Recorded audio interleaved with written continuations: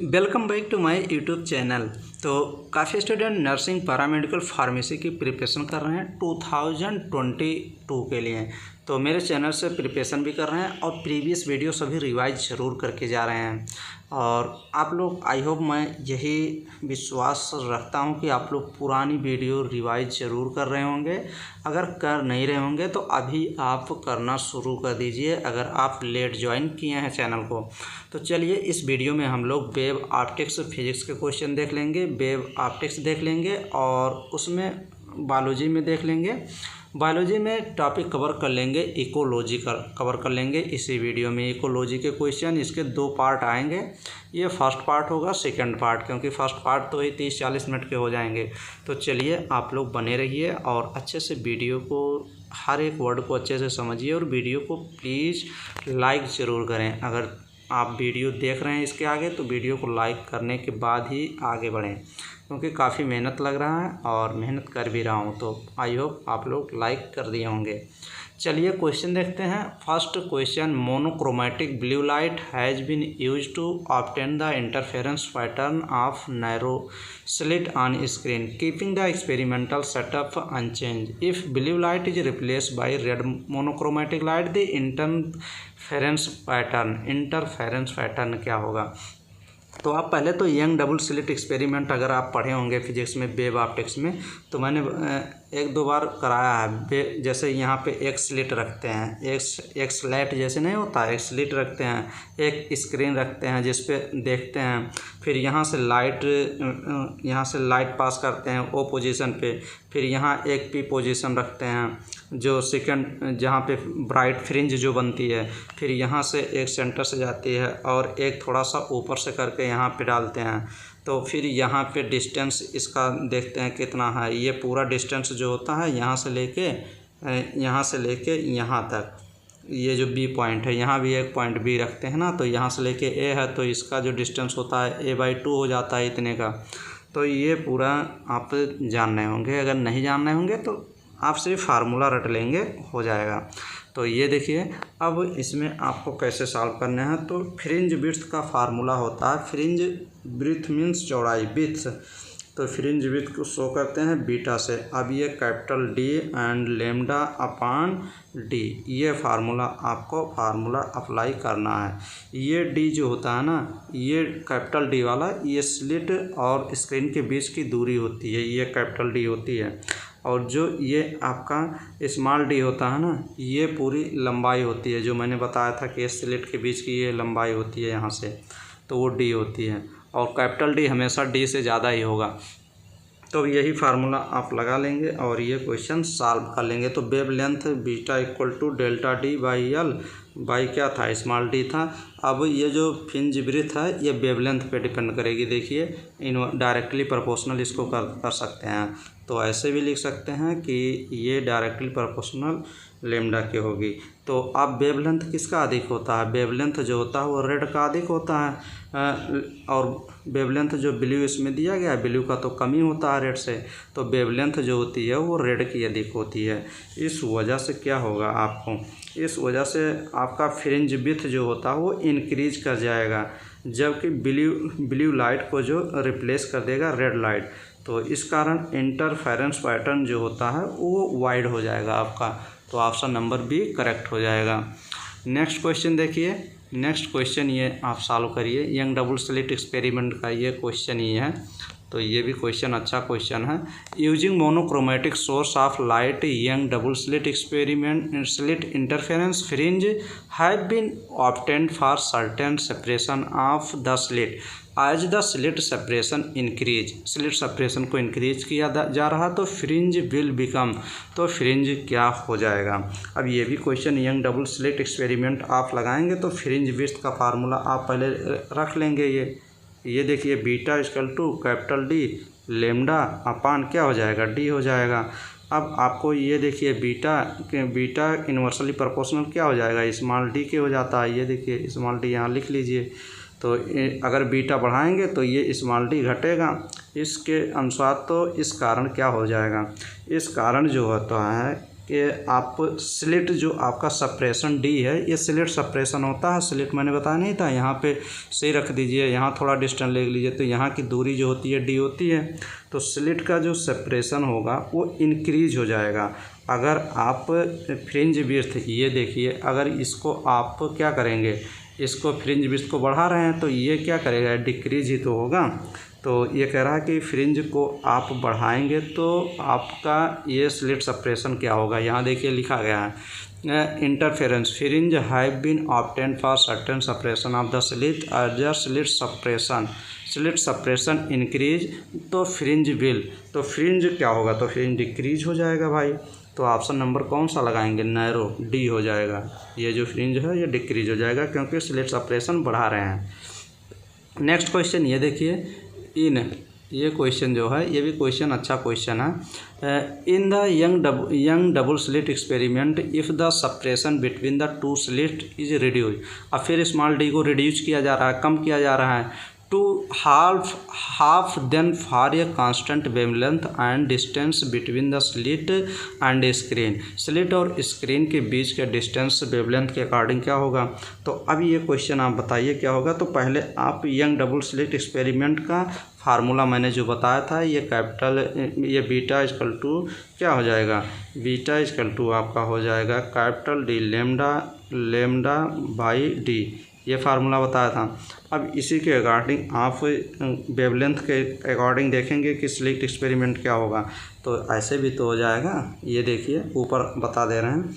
तो बीटा क्या हो जाता है, बीटा 1 क्या हो जाता है, बीटा 1/d हो जाता है। अब इसी फार्मूले को आप बीटा 1 बीटा 2 भी लिख सकते हैं और d2/d1 लिख सकते हैं। अब आपका जो d2 दिया गया वो हाफ कर दिया जा रहा है, ये हाफ कर दिया जा रहा है, तो d2/हाफ हाफ हो जाएगा, d हो जाएगा।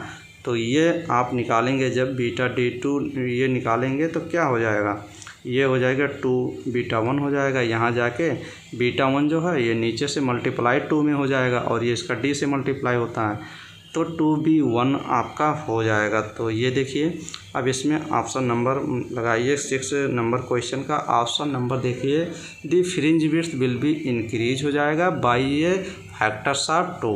तो ऑप्शन नंबर फर्स्ट इस क्वेश्चन का करेक्ट हो जाएगा।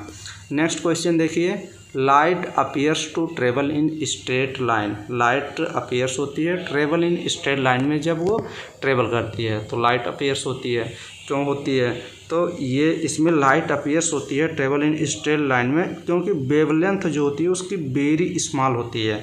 तो वेवलेंथ वेरी स्मॉल की वजह से, तो ऑप्शन नंबर देखिए, there no objection, C option देखिए, इट्स वेवलेंथ इज वेरी लो।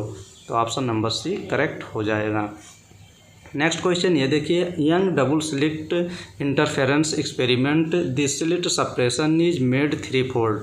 अब आपका स्मॉल डी कितना दे दिया गया, 3 फोल्ड्स दे दिया गया।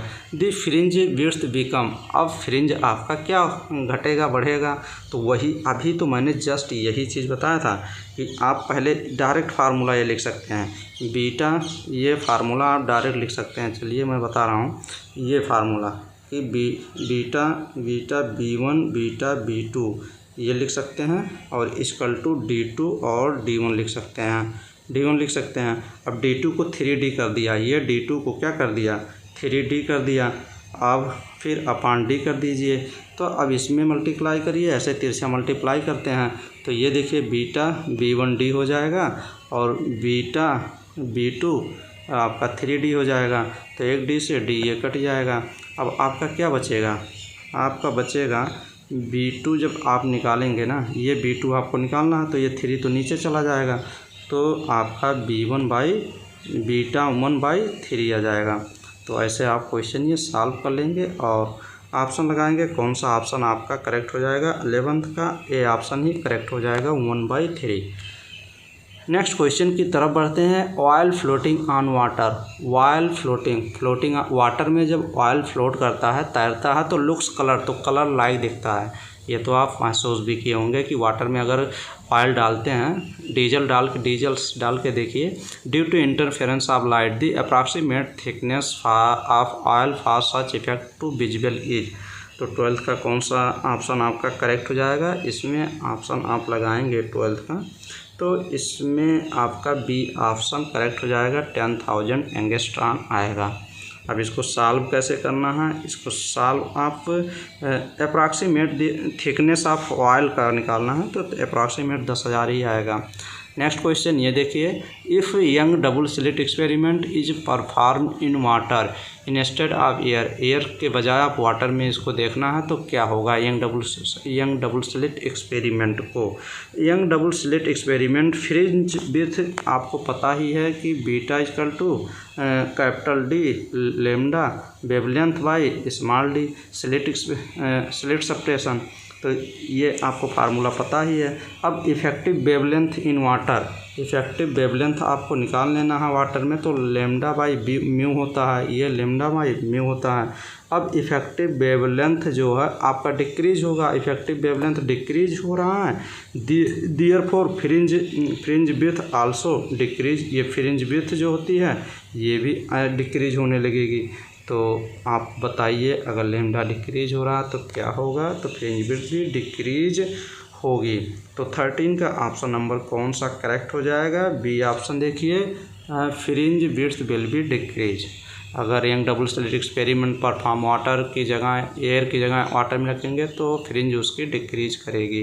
To source of light are set to be coherent if the wave produced by them have the same, अगर कह रहा है टू सोर्स ऑफ लाइट, जब स्लिट एक्सपेरिमेंट पे ना एक ये यहाँ से एक सोर्स यहाँ से एक सोर्स यहाँ से होता है, तो set to be coherent wave produce by then have the same, तो क्या सेम होगा। ये भी क्वेश्चन थोड़ा ऐसे है कि अगर टू सोर्स लाइट कोहेरेंट की डाली जाती है तो if wave produce by then have the same wavelength, तो वेवलेंथ जो होता है उसका सेम होगा और उसका फेज डिफरेंस भी सेम होता है, तो wavelength and constant phase difference. तो 14 का ऑप्शन नंबर कौन सा लगाएंगे, सी ऑप्शन लगाएंगे, वेवलेंथ भी सेम होगा और फेज डिफरेंस भी सेम होंगे। Next question, two coherent light source S1 and S2 and S2 6000 angstrom are 1 millimetre, ये part from each other, screen is placed at distance, ये देख लीजिए स्क्रीन की जो कैपिटल डी है 25 सेंटीमीटर दिया गया from the source, the width of the fringe on the screen should be. अब ये क्वेश्चन तो न्यूमेरिकल है, लेकिन थोड़ा सा न्यूमेरिकल भी प्रैक्टिस करके ज़रूर जाएं, हो सकता है क्वेश्चन ऐसे भी पूछ सकता है। तो ये इसी को तो क्वेश्चन को कहते हैं फार्मूला बेस्ड क्वेश्चन, ये एग्जैक्ट फार्मूला बेस्ड क्वेश्चन है, क्योंकि देखिए आपका वेवलेंथ दिया गया है, लेमडा कितना दिया गया है 6000 दिया गया है, 6000 एंगस्ट्रॉन। अब इसको अगर मीटर में आपको निकालना है तो ये आपको पता होगा, नहीं पता होगा तो ये देख लीजिए, एक एंगस्ट्रॉन बराबर कितना होता है 1 × 10 के पावर माइनस 10 के पावर माइनस कितना होगा, माइनस में 10 मीटर होगा, माइनस में 10 मीटर, ये होता है 1 एंगस्ट्रॉन बराबर होता है। अब इसको अगर 6000 को आप मीटर में चेंज करेंगे तो 8 - 10 यहाँ रख दीजिए, 6 × 10 के पावर -10 रख दीजिए। अब -10 यहाँ रखेंगे ना तो यहाँ तो 1 2 3 तो 3 0 आप काट देंगे तो यहाँ में से 3 घट जाएगा तो यहाँ पे 7 हो जाएगा, तो ये मीटर में आपका चेंज हो गया, 6 × 10 के पावर -7 मीटर, ये हो गया। अब मीटर में आप चेंज कर लिए।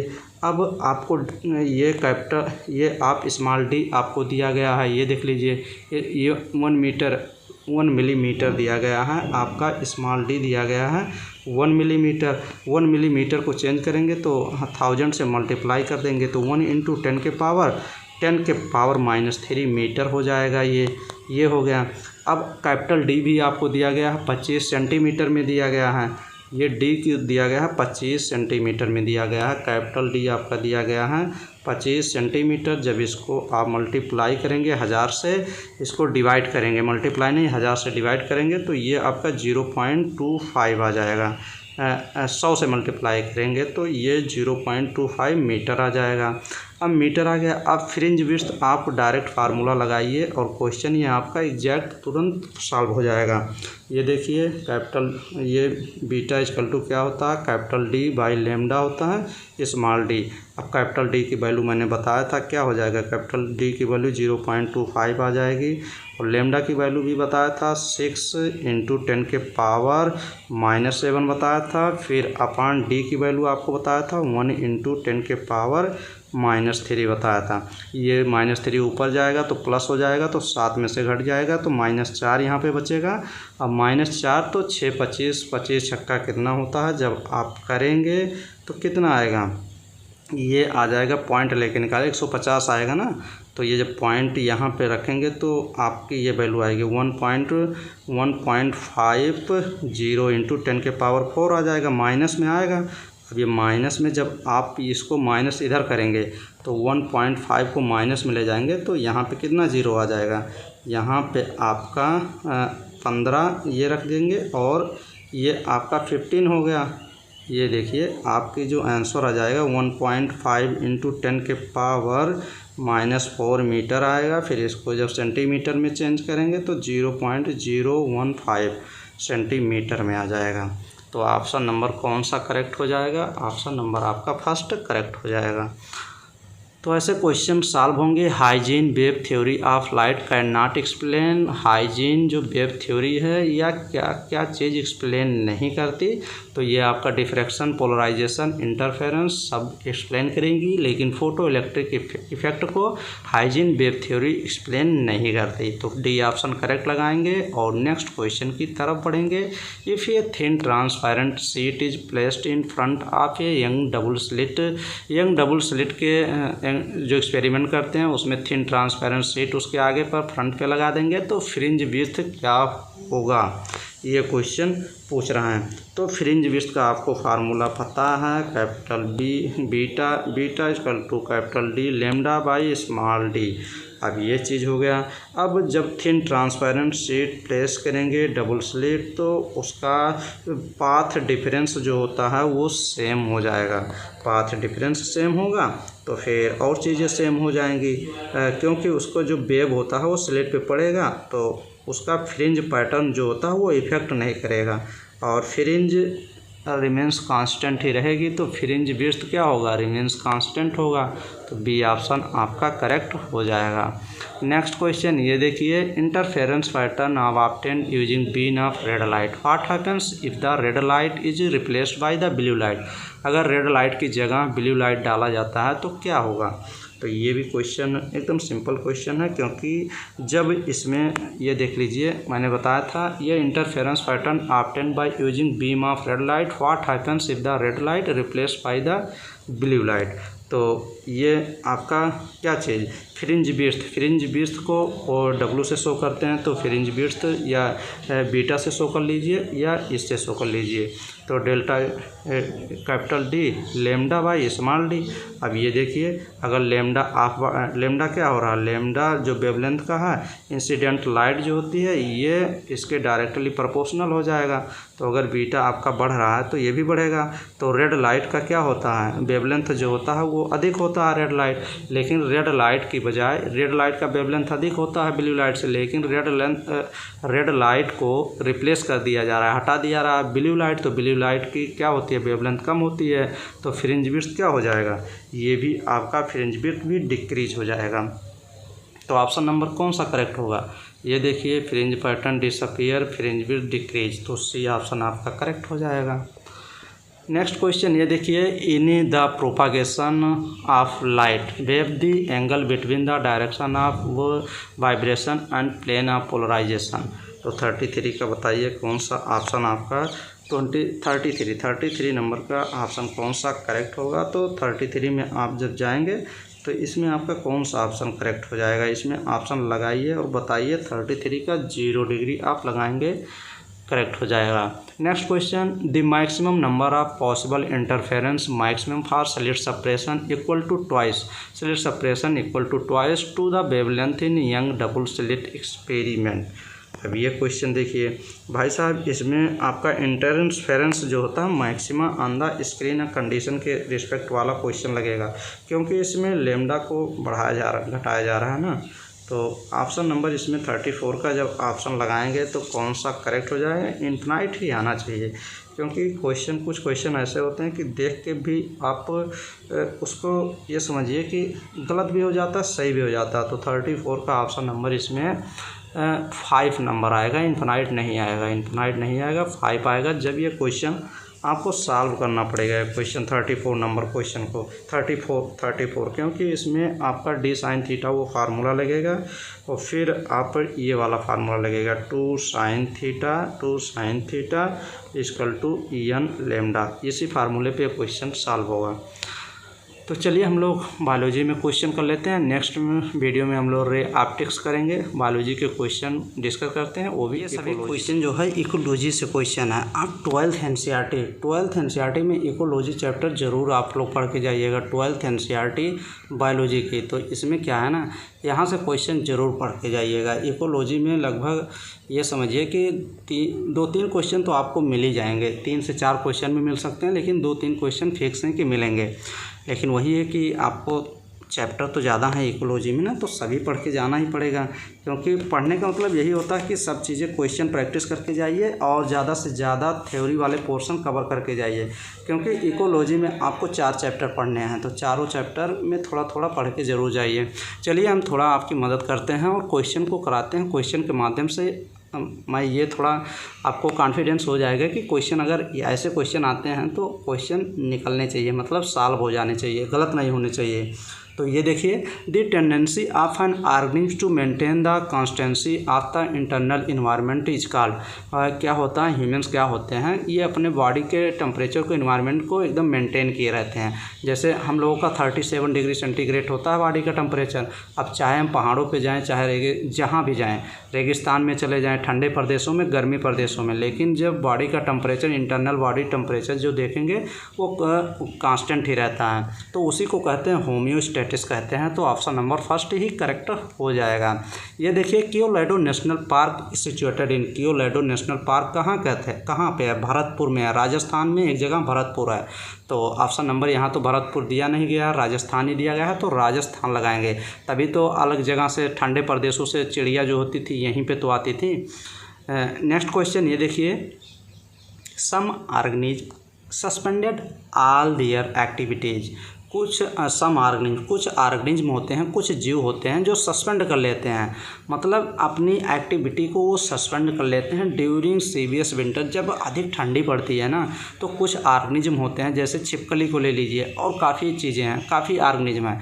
ये क्या करते हैं ना, ठंडी में जब अधिक ठंडी पड़ती है तो छिप जाते हैं, अपनी मेटाबॉलिक एक्टिविटी सिर्फ उनकी चलती है और सब उनकी एक्टिविटी जो होती है वो सस्पेंड हो जाती है। अब वो खाना पीना तो खाते नहीं हैं, लेकिन के अंदर स्टोर होता है फैट डिपोजिशन, उसी से अपना काम चलाते रहते हैं। तो ये जो सस्पेंड कर लेते हैं एक्टिविटी विंटर में, तो उसको क्या बोलते हैं, उस क्रिया को? तो WH आप याद करके चलिए। विंटर सीजन में जब ये सस्पेंड कर लेते हैं तो उसको बोलते हैं हाइबरनेशन बोलते हैं। तो ऑप्शन नंबर फर्स्ट करेक्ट हो जाएगा। और अगर गर्मियों में जाते हैं तो उसको एस्टिवेशन बोलते हैं, लेकिन यहाँ पे विंटर की बात कर रहा है तो आप हाइबरनेशन सही लगाएंगे। Next question, normal human body temperature 37 Fahrenheit. तो ये देखिए, फ़ारेनहाइट काफ़ी लोग फ़ारेनहाइट में लगा देंगे, जो कि 96 पॉइंट कुछ फ़ारेनहाइट के होता है, ना कि आपका 37 डिग्री में लगाएंगे तो 37 ही होगा। अच्छे से देखिएगा, ये क्वेश्चन गलत नहीं होना चाहिए, नहीं तो पता चले 37 फ़ारेनहाइट लगा दें। सेंटीग्रेड देख के जाना है कि सेंटीग्रेड में ऑप्शन में दिया गया है कि फ़ारेनहाइट में दिया गया है। ये देखिए, dark colour amorphous substance with water holding capacity many times produce by the decomposition of dead and decaying organic matter. जो डेड और डिकेइंग ऑर्गेनिक मैटर होता है ना, ये डार्क कलर्ड एमॉर्फस सब्सटेंस जो होता है उसको ह्यूमस बोलते हैं। तो ऑप्शन नंबर फर्स्ट ही करेक्ट हो जाएगा। इन एन इकोसिस्टम में बैक्टीरिया आर कंसिडर, बैक्टीरिया को इकोसिस्टम में क्या माना जाता है? तो बैक्टीरिया हो या फिर फंजाई हो, ये सड़े गले चीज़ों पे अपना जीवन यापन करते हैं और क्या करते हैं, डिकम्पोजर्स का काम निभाते हैं। प्राइमरी कंज्यूमर नहीं, सेकेंडरी कंज्यूमर्स नहीं, गलत क्वेश्चन नहीं होना चाहिए। बैक्टीरिया और फंजाई क्या होते हैं, डिकम्पोजर्स होते हैं। Next question, pyramid of number in grass land ecosystem. आप ये देखिए, पिरामिड ऑफ नंबर, ये ग्रास लैंड नंबर दिया गया है, तो इसका जो पिरामिड होता है कैसा होता है, अपराइट होता है। नेक्स्ट क्वेश्चन देखिए, community form finally in succession which is nearly equilibrium. यहाँ पे नियरली इक्विलिब्रियम दे दिया, तो आप इन्वायरमेंट को इसको क्लाइमेक्स कम्युनिटी ट्री लेवल पे पूछ रहा ना, पेड़ लेवल पे, ट्री लेवल पे, तो क्लाइमेक्स कम्युनिटी हो जाएगा। नेक्स्ट क्वेश्चन ये देखिए, नेक्स्ट क्वेश्चन ये, the community which start the process of succession in A habitat is called. तो द कम्युनिटी हुइच स्टार्ट, ये शुरुआत होती है कम्युनिटी प्रोसेस की जहाँ पे सक्सेशन हैबिटाट कॉल्ड, उसको क्या कहेंगे, पायनियर कहते हैं। ये आपका बेयर एरिया में होती है, रॉक एरिया में, चट्टानों एरिया में, क्योंकि यहीं पे जहाँ कभी लाइफ उपस्थित नहीं थी। तो ऑप्शन नंबर फर्स्ट करेक्ट हो जाएगा। नेक्स्ट क्वेश्चन की तरफ बढ़ेंगे। ये sedimentary type of biological cycle में सेडिमेंट्री टाइप में क्या कौन से एलिमेंट आते हैं? तो सल्फर फास्फोरस आता है, तो यहाँ पे सल्फर दिया गया है, तो ऑप्शन नंबर आपका बी ऑप्शन करेक्ट हो जाएगा। ऐसे लिख सकते हैं SPS, सेडिमेंट्री में फास्फोरस होता है और से सल्फर होता है। तो फास्फोरस तो दिया नहीं गया लेकिन सल्फर दिया गया है, तो ऑप्शन नंबर फोर्थ करेक्ट हो जाएगा। ये देख लीजिए, एक साइंटिस्ट का नाम था कॉर्नेलियस इलिगेंट, तो वो अपना एक वही दे दिए थे, कॉर्नेलियस इलिगेंट फील्ड एक्सपेरिमेंट ही दे दिए थे। तो कॉर्नेलियस इलिगेंट फील्ड एक्सपेरिमेंट में क्या हो रहा था, इसमें कंपटीशन हो रहा था इसमें। तो ऑप्शन नंबर का ये आप लोग पढ़े होंगे कि कॉम्पिटिटिव वाले में कॉर्नेलियस इलिगेंट फील्ड में क्या, स्कॉटलैंड में वो जो बर्नैकल जो ब्लेनस डोमिनेट हो गया था, उसको रिमूव कर दिया था कैथामाइलस को। ये क्या थे, ये आर्थ्रोपोड्स ही थे, तो वहाँ पे कंपटीशन हो रहा था। तो कंपटीशन में जानते हैं दोनों लोग का हानि होता है, एक का इसका भी नुकसान होगा, इसका भी नुकसान होगा, उसको क्या कहेंगे, उसको बोलते हैं क्या बोलते हैं, कंपटीशन बोलते हैं। भाई ये सब क्वेश्चन मैं इकोलॉजी का करा चुका हूँ, अगर पुरानी वीडियो आप रिवाइज करेंगे ना तो इकोलॉजी का पूरा एक सीरीज चला था जिसमें सभी क्वेश्चन कराए गए थे। अमाउंट ऑफ कार्बन फिक्स्ड ये biosphere through the photosynthesis annually, per year जो होता है अमाउंट ऑफ कार्बन, कितना कार्बन बायोस्फीयर में क्या होता है, फोटोसिंथेसिस के द्वारा फिक्स्ड किया जाता है। तो 4 × 10⁻13 किलोग्राम। तो ऑप्शन नंबर इसमें सेकेंड ऑप्शन करेक्ट लगाएंगे। Next question, in between the successive trophic level amount of energy. अगर आप T1 है ट्रैफिक लेवल आप पढ़े भी होंगे, ये T1 हो गया आपका, फिर आपका T2 हो गया, फिर T3 हो गया, फिर T4 हो गया। तो आप जैसे जैसे ऊपर जाएंगे तो 10% एनर्जी लॉस होती है। तो इसमें कह रहा है कि सक्सेसिव ट्रैफिक लेवल में तो अमाउंट ऑफ एनर्जी क्या होगा, डिक्रीज ही होगा, बढ़ेगा तो नहीं ना, क्योंकि 10% एनर्जी लॉस होती चली जाती है। नेक्स्ट क्वेश्चन ये देखिए, the rate of formation of new organic matter bye consumers. जो न्यू ऑर्गेनिक मैटर फार्मेशन होता है कंज्यूमर्स के द्वारा, उसको सेकेंडरी प्रोडक्टिविटी भी बोलते हैं। कैसे आप क्वेश्चन ये सॉल्व करेंगे, अगर ऑर्गेनिक मैटर का फार्मेशन होता है किसके द्वारा, कंज्यूमर्स के द्वारा, यही आपको पकड़ना है कि किसके द्वारा फार्मेशन हो रहा है, कंज्यूमर्स के द्वारा, तो उसको सेकेंडरी प्रोडक्टिविटी बोलते हैं। अगर फार्मेशन होता फोटोसिंथेसिस के द्वारा तो उसको प्राइमरी प्रोडक्टिविटी भी बोलते हैं। अगर फार्मेशन होता है हेटेरोट्रॉप्स के द्वारा तो उसको नेट प्राइमरी प्रोडक्टिविटी बोलते। तो ऐसे ही क्वेश्चन पकड़ेंगे और क्वेश्चन को सॉल्व करेंगे। The process by which water soluble in organic nutrient go down into soil and get precipitate as unavailable salt. भाई लीचिंग बोलते हैं, ये लीचिंग का डिफिनीशन ही दिया गया है। जब बरसात होती है ना तो सॉल्वेबल इनऑर्गेनिक एकदम नीचे चले जाते हैं मिट्टी में, तो उसको लीचिंग ही बोलते हैं। तो फर्स्ट ऑप्शन एग्जैक्ट करेक्ट हो जाएगा। Next question, vertical distribution of different species occupying different level is called. भाई आप देखे होंगे ना, पहले झाड़ियाँ होती हैं, फिर उससे बड़ा हर्ब्स आते हैं, फिर उससे बड़े ट्री आती है, ट्री पौधा आ जाएगा। तो ये पूरा क्या होता है कि स्ट्रेटिफिकेशन शो करते हैं। तो ऑप्शन नंबर इसमें फर्स्ट ऑप्शन करेक्ट हो जाएगा। और वर्ड स्ट्रेटिफिकेशन का ये डिफिनीशन ही है, vertical distribution of different species occupying different level is called. तो स्ट्रेटिफिकेशन, एक छोटी सी झाड़ियाँ होंगी, फिर उससे बड़ी हर्ब्स होगा, फिर उससे बड़ी आपका ट्री होगा, ऐसे ऐसे। Gross primary productivity is equal to, तो ग्रास प्राइमरी प्रोडक्टिविटी क्या होती है, net primary productivity plus loss in respiration. अगर नेट प्राइमरी प्रोडक्टिविटी निकालना है पूछता है तो gross primary productivity minus respiration loss, लेकिन यहाँ पे ग्रास प्राइमरी प्रोडक्टिविटी पूछ रहा है तो ये ऑप्शन आप फोर्थ नंबर करेक्ट करेंगे। Next question, many marine fish, जो मैरीन होती हैं समुद्र में मछलियाँ होती हैं, आर इन्फेस्टेड, मतलब वो क्या करेंगी विथ इक्टो पैरासिटिक, तो वो कॉपी पेस्ट शो करेंगी। मैराइन फिशेस आर इन्फेस्टेड, डरी होती हैं कोपीपोड्स। तो ऑप्शन नंबर फर्स्ट करेक्ट हो जाएगा। और नेक्स्ट क्वेश्चन की तरफ बढ़ेंगे। ये देखिए, ये क्वेश्चन थोड़ा देख लीजिए, ये सिंपल क्वेश्चन है, बस समझ लीजिए। यदि इन ये प्लांट, एक प्लांट में there are 20 lotus flower last year and through reproduction, पहले तो 20 लोटस फ्लावर थे, लेकिन क्या हुआ, वो 20 लोटस फ्लावर क्या रिप्रोडक्शन करके 8 new plant are added, 8 new plant को जन्म दे दिए। टेकिंग द करंट पॉपुलेशन 28, अब टोटल करंट पॉपुलेशन 20 8 28 होता, 28 हो गया। तो बर्थ रेट आपको निकालना है। तो बर्थ रेट आप जान लीजिए कैसे निकालते हैं। बर्थ रेट जो निकालते हैं, ये देख लीजिए, लिखे हैं हम, बर्थ रेट इक्वल टू क्या होता है, पैदा हुए अपान पैदा किए। तो पैदा कौन किया, पैदा हुए, कितना पैदा हुए, 8 पैदा हुए। और पैदा किए, कौन पैदा किया, 20 पैदा किया। तो पैदा हुए 8 लिखिए और पैदा कौन किया, 20 रखिए। तो ये देख लीजिए कहाँ पे लिखा गया है, 8 20 20, ये 8 20 यहाँ 28 लिख दिया, इसलिए गलत हो गया। ये देख लीजिए यहाँ 28 8, ये भी गलत, 20 8, ये भी गलत। तो आपका 8 20 of offspring lotus per year. तो ऑप्शन नंबर इसमें सेकंड ऑप्शन करेक्ट हो जाएगा। तो ऐसे कोई किसी भी का पूछ सकता है कि बर्थ रेट बताइए, तो बर्थ रेट में ये फार्मूला आप लिख लीजिए, पैदा हुए, जो पैदा न्यू प्लांट होते हैं उसको ऊपर लिखेंगे और जिसने पैदा किया वो उसको नीचे रखेंगे। तो ये आप लगाएंगे, बर्थ रेट आपका निकल जाएगा। ये एक कॉन्सेप्ट और ट्रिक्स है, तो अच्छे से देख लीजिएगा।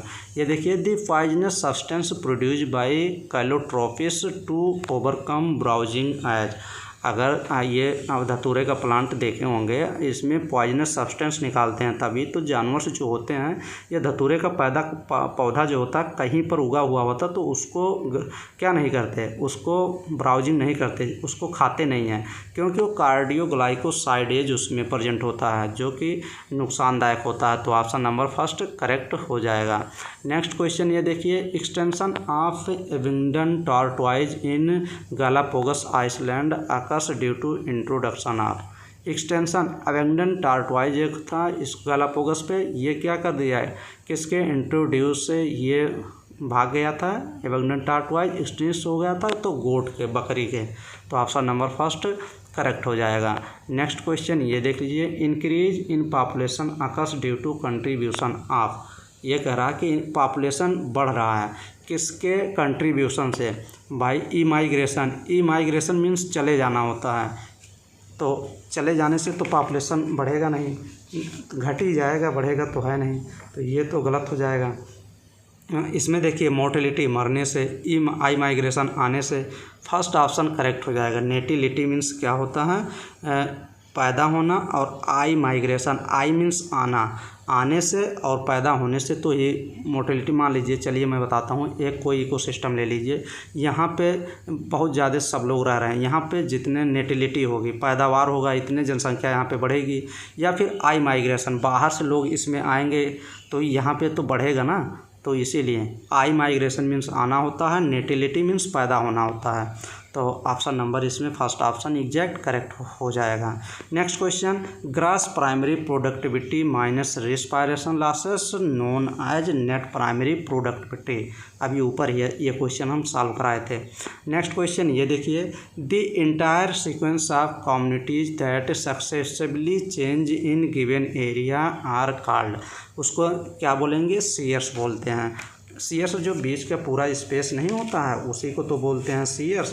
जैसे मैंने बताया था एक क्वेश्चन में, जब एक बार कराया था, ऐसे क्वेश्चन मैंने करा चुका हूँ सब, तो अगर आप वीडियो देखे होंगे तो आपको ये क्वेश्चन ज़रूर मिले होंगे, क्योंकि उसमें सक्सेशन में, बाइनरी सक्सेशन में जो क्वेश्चन मैंने एकदम अच्छे से एक्सप्लेन किया था, जैसे मैं बता दे रहा हूँ। जैसे ये जान लीजिए, ये नीचे ट्री हो गया, फिर सर्ब्स हो गया, फिर आपके हर्ब्स हो गए, फिर मॉस आ जाता है, फिर मॉस के बाद आपका क्रस्टेशियन लाइकेन आ जाते हैं ऊपर।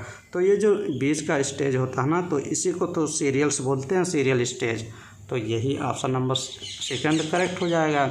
ये फ्यू ऑर्गेनिज्म, कुछ ऑर्गेनिज्म कैन टॉलरेट करते हैं and thrive in wide range temperature, wide range temperature को कुछ ऑर्गेनिज्म टॉलरेट सहते हैं, तो दे आर कॉल्ड, उसको क्या कहते हैं।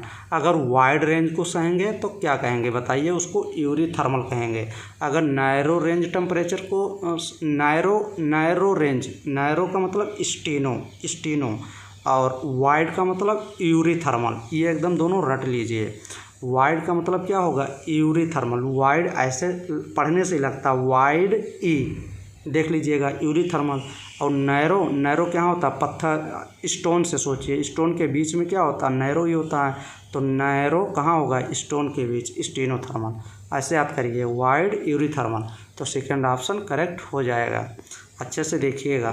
नेक्स्ट क्वेश्चन ये देखिए, the phenomenon which include symptoms, ये देखिए सिम्टम्स नाजिंग fatigue and heart palpitation is known as.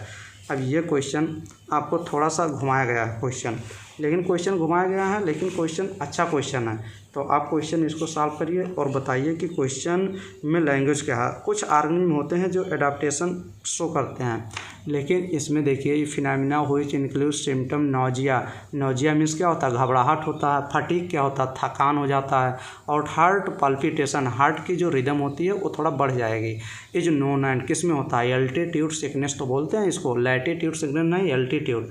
भाई जब देखिए आप ज़मीन पे रह रहे हैं, आप ऊपर ऊंचाई पे एल्टीट्यूड पर्वतों पे चले जाइए, तो वहाँ पर ये चीज़ें आपको एल्टीट्यूड सिकनेस शो होने लगेंगी। तो ऑप्शन नंबर फर्स्ट करेक्ट हो जाएगा। घबराहट होने लगेगी, थकान होने लगेगा, हार्ट पल्पिटेशन होने लगेगा, हार्ट की धड़कनें तुम्हें सुनाई देने पड़ेंगी, उसी को हार्ट पैल्पिटेशन बोलते हैं।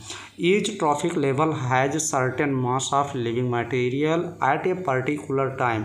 किसी एक फिक्स टाइम में ट्रॉफिक लेवल पे कुछ मास, यही आपको पकड़ना है, मास ऑफ लिविंग मैटर, तो उसको बोलते हैं स्टैंडिंग क्रॉप बोलते हैं, स्टैंडिंग क्रॉप। तो ऑप्शन नंबर फर्स्ट करेक्ट हो जाएगा।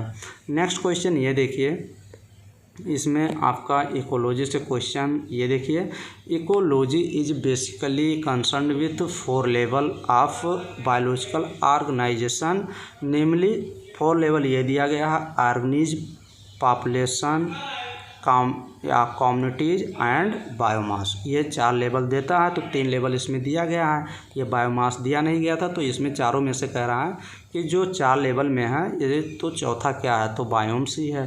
तो ऑप्शन नंबर थर्ड करेक्ट हो जाएगा। Next question, exponential growth equation is. अब आपका ये चीज़ आ गया कि आप ये क्वेश्चन आप सॉल्व, ये चीज़ एकदम रटा होना चाहिए, तभी ये क्वेश्चन आप सॉल्व कर पाएंगे। जो ये क्वेश्चन में दिमाग नहीं लगाना है ना, ये क्वेश्चन रटा रहेगा तो कुछ होने वाला नहीं है। रटा है तो सही है, नहीं रटा है तो गलत है। एक्सपोनेंशियल ग्रोथ इक्वेशन क्या होता है, तो N T equal to N not E के पावर आर टी होता है। एन टी क्या होता है, पॉपुलेशन डेंसिटी किसी टाइम में, और एन नॉट क्या होता है, पॉपुलेशन डेंसिटी टाइम 0 में होता है। और ई क्या होता है, आपका नेचुरल लॉगरिथम होता है, ई नेचुरल लॉगरिथम। और जो ये नीचे आर है ना, ये आर इंट्रिंसिक रेट होता है, और आपका टी तो टाइम समझ ही रहे हैं। तो ऑप्शन नंबर फर्स्ट करेक्ट हो जाएगा। आप एकदम रट लीजिए कि exponential growth N T equal to N not E के पावर आर टी, ये एकदम रटा होना चाहिए, क्योंकि क्वेश्चन पूछ सकता है। तो और ग्राफ भी दिया गया एनसीईआरटी में, आप जब पढ़ेंगे एकदम बी वाला देख लीजिए, एन नॉट यहाँ पे दे दिया इसलिए गलत है, एन टी तो दिया है, एन जीरो भी, एन टी यहाँ प्लस दे दिया इसीलिए गलत है, प्लस प्लस यहाँ पे नहीं लगेगा, ये देख लीजिएगा, क्योंकि प्लस नहीं लगेगा बीच में। N T equal to N not E के पावर आर टी, तो इसलिए फर्स्ट ऑप्शन सही हो जाएगा। अगर क्वेश्चन देता है तो अच्छे से देखिएगा। ये देखिए, ऑल बर्ड्स, सभी चिड़िया जो होती हैं और मैमल्स जो होते हैं, and very few lowers vertebrate, कुछ lower vertebrate and invertebrate species are indeed capable of such regulation. तो ऑप्शन बताइए 35 का कौन सा ऑप्शन आपका करेक्ट हो जाएगा। फर्स्ट ऑप्शन करेक्ट हो जाएगा, क्योंकि सभी बर्ड्स और मैमल्स जो होते हैं और कुछ लोअर वर्टिब्रेट और कुछ इनवर्टिब्रेट स्पीशीज जो होती हैं कैपेबल होती हैं रेगुलेशन, वो अपना thermo regulation and osmo regulation दोनों करती हैं। तो option number first option correct हो जाएगा। नेक्स्ट क्वेश्चन नंबर ये देखिए, थोड़ा क्वेश्चन जो है आपका अच्छा क्वेश्चन है, तो क्वेश्चन सॉल्व करिए और बताइए। एक इक्वेशन दिया गया है, ये देखिए, equation for population density at time t+1 is. तो ये आपका एक वही दिया गया पॉपुलेशन वाला, ये आपका पॉपुलेशन से संबंधित एक इक्वेशन दिया गया है। ये पूरा इक्वेशन आप अच्छे से देख लीजिए। ये इक्वेशन दिया गया NT+1 equal to NT plus क्या बर्थ हो रहा है plus I migration minus death plus E migration. तो इससे पॉपुलेशन घटती है, डेथ हो गया या फिर ई माइग्रेशन मीन्स जाने का, तो पॉपुलेशन घटेगी। और बर्थ आई माइग्रेशन पॉपुलेशन क्या करते हैं, ये बढ़ाते हैं। और ENT तो दिया गया है ENT+1। तो अब इसमें क्वेश्चन आपको क्या पूछ रहा है कि T+1, ये T+1 जो होता है इसमें आगे देखिए व्हाट इज डी, ये जो कैपिटल D है ये क्या है, ये कैपिटल D पूछ रहा है। तो कैपिटल D को डेथ बोलते हैं, मोर्टेलिटी उसी को तो बोलते हैं। मोर्टेलिटी क्या होती है, डेथ होती है। मोर्टेलिटी और नेटिलिटी मीन्स जन्म होना होता है, और मोर्टेलिटी मीन्स मरना होता है। तो डेथ को ही मोर्टेलिटी बोलते हैं। तो D पूछ रहा है तो मोर्टेलिटी बोलेंगे। आई माइग्रेशन पॉपुलेशन बढ़ना, बर्थ पॉपुलेशन बढ़ाना, तो ये चीज़ हो जाएगा। तो B ऑप्शन आपके करेक्ट हो जाएंगे। ये देखिए Gause competitive exclusion principle take into account. अब 37 का आप बताइए। गॉस कॉम्पिटिटिव एक्सक्लूजन एक प्रिंसिपल था जो उसमें दो क्लोजली रिलेटेड स्पीशीज जो आपस में लड़ झगड़ रही थी सेम रिसोर्सेज के लिए। जो रिसोर्स था वो लिमिटेड था और सेम रिसोर्स था। तो फिर वही तो आइडेंटिफाई किया गया था कि इन्फीरियर कुछ एलिमिनेशन इवेंचुअली किए थे। तो इसमें 37 का ऑप्शन नंबर 4 देख लीजिए। 4th ऑप्शन नीचे है, ये आप पढ़िए और बताइए। गॉस कॉम्पिटिटिव एक्सक्लूजन प्रिंसिपल जो था वो two closely related species compete for the same resource है। तो ऑप्शन नंबर 4 करेक्ट हो जाएगा। Which is correct statement regarding pyramid of energy. भाई pyramid of energy always upright ही होती हैं, हमेशा अपराइट होंगी। इट इज़ रियली इन्वर्टेड एकदम गलत। इट इज़ इन्वर्टेड गलत। It is inverted in ecosystem गलत। इट इज़ नेवर इन्वर्टेड कभी भी इन्वर्टेड उल्टी हो ही नहीं सकती। तो ऑप्शन नंबर 4 करेक्ट हो जाएगा। कभी कभी देता है pyramid of energy always upright, तो ऑप्शन में रहता है। ये देखिए which one is the regulator of atmospheric CO2।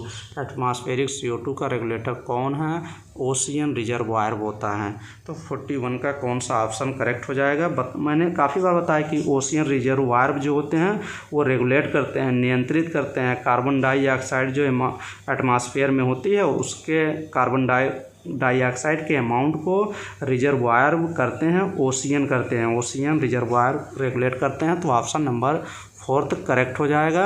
Who is related with putting price tax on nature of life support services.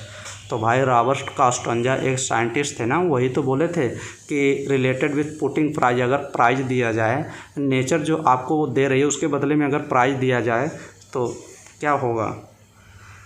तो यही चीज़ रॉबर्ट कास्टोंजा क्या किए थे, very recently tried to put price tag दिए थे नेचर लाइफ सपोर्ट सर्विसेज के लिए। तो ऑप्शन नंबर 4 करेक्ट हो जाएगा, Robert Costanza. Next question 45 number question देख लीजिए। Kangaroo rat is found in. Kangaroo rat जो होती है ये कहाँ पे पाई जाएगी, साउथ अमेरिकन डिजर्ट में या नॉर्थ अमेरिकन डिजर्ट में। तो ऑप्शन नंबर करेक्ट हो जाएगा, नॉर्थ अमेरिकन डिजर्ट में पाया जाएगा kangaroo rat. Next question which organism breed only once in its life. अपने पूरे लाइफ में वो ब्रीड कितनी बार करती है, वंस इन एक ही बार करेगी पूरे लाइफ में। तो आप ये देखिए बम्बू जो बांस का पौधा होता है पूरे लाइफ में एक ही बार फ्लावर देता है। और एक फिश होती है पैसिफिक सलमान फिश होती है, तो सलमोन फिश जो होती है और बम्बू ये पूरी लाइफ में एक ही बार ब्रीड करते हैं। तो ऑप्शन नंबर 4 ऑप्शन देखिए, बोथ कह रहा है फर्स्ट और थर्ड, तो फर्स्ट भी सही है और थर्ड भी सही है। तो 4th ऑप्शन आपका करेक्ट हो जाएगा। नेक्स्ट क्वेश्चन देखिए, ये भी आपका एक क्या है, ये आपका इक्वेशन ही है। तो बताइए इसमें कौन सा ऑप्शन आपको पता भी होगा और ये ऐसे क्वेश्चन आप सॉल्व भी किए होंगे। यहाँ पे पॉपुलेशन से संबंधित ये वर्ल्ड पर लॉजिस्टिक ग्रोथ आप पढ़े होंगे। वर्ल्ड पर लॉजिस्टिक ग्रोथ जो है ये क्या है, ये एक लॉजिस्टिक ग्रोथ कर्व है। लॉजिस्टिक ग्रोथ कर्व क्या है, dN/dt = RN K-N/K ये लॉजिस्टिक ग्रोथ कर्व होता है, इसका नाम होता है वर्लेस्ट पर्ल। ये साइंटिस्ट नेम है ना, ये एक कर्व दिए थे, वो ग्रोथ कर्व दिए थे, पॉपुलेशन ग्रोथ कर्व, उस पॉपुलेशन ग्रोथ कर्व का नाम दिए थे लॉजिस्टिक ग्रोथ कर्व। तो वही चीज़ पूछ रहा है, एक्सपोनेंशियल ग्रोथ कर्व नहीं होगा, लॉजिस्टिक। तो option number second only correct होगा। नेक्स्ट एमेंसिलिज्म का क्या होता है। अब ये क्वेश्चन भाई अच्छे से देख लीजिएगा, एमेंसिलिज्म, कॉमेंसिलिज्म, ये सब क्वेश्चन पूछ सकते हैं। काफ़ी बार क्वेश्चन पूछा भी जाता है कि किस में कंपटीशन होता है, किस में क्या होता है, सब क्वेश्चन पूछे गए हैं। तो आप अच्छे से बताइएगा कि कौन सा क्वेश्चन इसमें आपका करेक्ट हो जाएगा। तो चलिए हम लोग क्वेश्चन पूरा सॉल्व कर लेते हैं कि कौन से क्वेश्चन कैसे पूछे जाएंगे, क्योंकि क्वेश्चन अगर पूछता है तो गलत नहीं होना चाहिए बस। तो इसमें एमेंसिलिज्म दे रहा है। एमेंसिलिज्म में क्या होता है ना, एक का क्या होगा, ये देखिए मैंने लिखा भी है। एमेंसिलिज्म में एक का क्या होगा, हार्म होगा, नुकसान होगा, और दूसरे का ना हार्म होगा, ना बेनिफिट होगा, ना हार्म होगा। ये चीज़ हो जाएगा amensalism. One species is harm, देख लीजिए एक स्पीसीज का हार्म होता है एंड अदर इज अनअफेक्टेड, और दूसरे का कोई इफेक्ट नहीं पड़ रहा, ना ही नुकसान ना ही फ़ायदा। तो ना ही नुकसान ना ही फ़ायदा जीरो से शो करते हैं, और किसी का हानि होता है तो उसको माइनस से शो करते हैं, और अगर किसी का लाभ होता है तो उसको प्लस से शो करते हैं। ये चीज़ें option number first amensalism show कर रही हैं। तो अच्छे से देखिएगा, इसमें एमेंसिलिज्म में बैक्टीरिया ही आती है, बैक्टीरिया एग्जाम्पल होता है इसका। तो ऑप्शन नंबर फर्स्ट करेक्ट हो जाएगा। अच्छे से देखिएगा। और मैंने बताया था कि म्यूचुअलिज्म में क्या होगा, म्यूचुअलिज्म में दोनों का लाभ होता है म्यूचुअलिज्म में, और कंपटीशन में दोनों का हानि होता है कंपटीशन में। और अगर बात करेंगे प्रीडेशन में क्या होता है, एक खाता है दूसरे को, तो जो खाएगा उसका लाभ होगा और जिसको खाएगा उसका हानि होगा। और पैरासिटिज्म में भी वही चीज़ है, एक लाभ एक हानि होता है, और कॉमनसिलिज्म में एक का लाभ होता है एक अनअफेक्टेड रहता है। तो ये सब चीज़ें आप देख लेंगे, और चलिए नेक्स्ट वीडियो में मिलेंगे, इसके आगे करेंगे। और आप लोग वीडियो को लाइक ज़रूर करते रहें। और काफ़ी लोग वीडियो को रिवाइज नहीं कर रहे हैं भाई, कहते हैं फिजिक्स कराइए, केमिस्ट्री कराइए, जो कि मैंने सभी वीडियो करा के रखा है। कितनी वीडियो पुरानी वीडियो जो है मैंने पूरा एक्सप्लेन करके अच्छे से रखा है। तो चलिए आपको ये चैनल के थ्रू रिवाइज कर सकते हैं। तो आप यहाँ पे सर्च कर सकते हैं CET नीट चैनल। जैसे ही CET नीट चैनल सर्च करेंगे, ये देखिए ये मेरे चैनल का लोगो है, इस चैनल पे आप क्लिक करिए, और जैसे ही क्लिक करते हैं वीडियो ऑप्शन में प्लेलिस्ट वाइज अगर वीडियो ना मिल रही हो तो प्लेलिस्ट वाइज वैसे वीडियो रिवाइज करिए, वीडियो में जाएंगे और नीचे एकदम चले जाइए, एकदम नीचे आइए, तब बता रहे हैं। सबसे अच्छी चीज़ें हैं कि आप प्लेलिस्ट वाइज वीडियो रिवाइज करिए प्लेलिस्ट में, क्योंकि मैंने सभी वीडियो एक्यूमुलेट मतलब प्लेलिस्ट में ऐड कर दिए हैं। प्लेलिस्ट नेम बना के उसमें उससे रिलेटेड जितनी वीडियो होती हैं वो ऐड कर दी जाती हैं। तो उसके अकॉर्डिंग अगर आप सॉल्व करेंगे तो काफ़ी चीज़ हो जाएगा। ह्यूमन फिजियोलॉजी का अगर क्वेश्चन सॉल्व करना होगा तो ये वीडियो ज़रूर देखिएगा, ये प्लेलिस्ट नेम वाली 5 वीडियो इसमें। ह्यूमन हेल्थ एंड डिजीज़ देख लीजिएगा, बायोलॉजी एंड गेम सीरीज़ शुरू किया था मैंने, जिसमें काफ़ी वीडियो हैं, ये भी प्लेलिस्ट नेम ज़रूर देख के जाइएगा। तो ऐसे इकोलॉजी बायोलॉजी देखिए, मैंने इकोलॉजी वाला एक प्लेलिस्ट बनाया था जिसमें काफ़ी क्वेश्चन सॉल्व कराए हैं, जेनेटिक्स वाले भी मैंने सॉल्व कराए हैं। तो ये सब वीडियो आप ज़रूर रिवाइज करके जाइएगा भाई। केमिस्ट्री वाली वीडियो जितनी इसमें फिजिक्स और केमिस्ट्री आपको मिले ना, सब वीडियो रिवाइज करके जाइएगा। फिजिक्स क्लास ये जितनी भी ऐसे ढूंढ लीजिए प्लेलिस्ट में, प्लेलिस्ट वाइज, और फिर उसके बाद वीडियो को रिवाइज करिए। केमिस्ट्री और फिजिक्स वीडियो फिजिकल केमिस्ट्री कराया था, ऐसे प्लेलिस्ट में आप पूरा ढूंढ के रिवाइज करिए वीडियो को, मज़ा आएगा। फिजिक्स केमिस्ट्री से ढूंढ लीजिएगा, आप बताएंगे तो काफ़ी टाइम हो जाएगा और आप लोग को बोरिंग भी लगेगा, स्किप कर देंगे तुरंत, क्योंकि आप लोग कुछ लड़के तो सिर्फ पढ़ रहे हैं अच्छे से, और कुछ तो तुरंत जैसे कुछ बताओगे स्किप करेंगे फटाफट। तो चलिए भाई, कुछ लड़के तो मेहनत कर ही रहे हैं, तो सभी स्टूडेंट तो पढ़ के सिलेक्शन ले ही नहीं सकते। कुछ ही स्टूडेंट का होता है जो अच्छे से पढ़ाई करते हैं, जैसे आप लोग अच्छे से पढ़ाई कर रहे हैं। चलिए नेक्स्ट वीडियो मिलेंगे और बेस्ट वीडियो फिर आप लोग को प्रोवाइड करेंगे। तो चलिए, थैंक यू, धन्यवाद।